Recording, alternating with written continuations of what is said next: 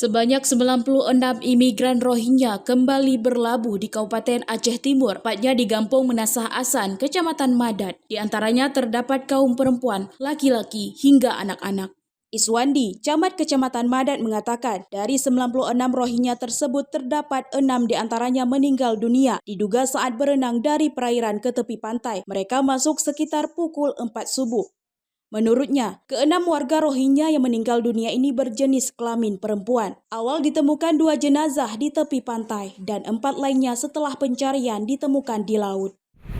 Mendaratnya pengungsi Rohingya jam 4 pagi subuh.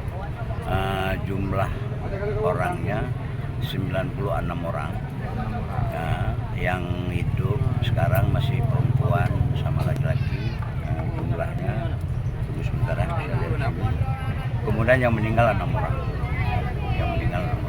Berarti jumlahnya 96 orang. Untuk yang meninggal, untuk sementara ini kita semayamkan di sini. Sudah koordinasi dengan IOM, bahwasanya mayat yang ada 6 orang kita semayamkan di sini. Meninggal di sini, tapi meninggal di dalam laut. Mereka dari laut ke daratan 1 kilometer. Mereka nyebrang apa? Dua pertama sudah di darat, sudah ditampung, kemudian yang 4 lagi pada saat itu diambil sama orang lain dibawa ke daratan. Kapal yang mereka gunakan itu kapal mereka sendiri atau yang gimana? mereka gunakan kami tidak tahu, bahwasanya mereka semua berenang ke laut.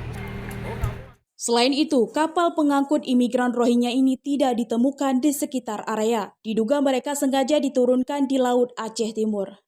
Dari Aceh Timur, Romi Syahputra melaporkan untuk Puja TV.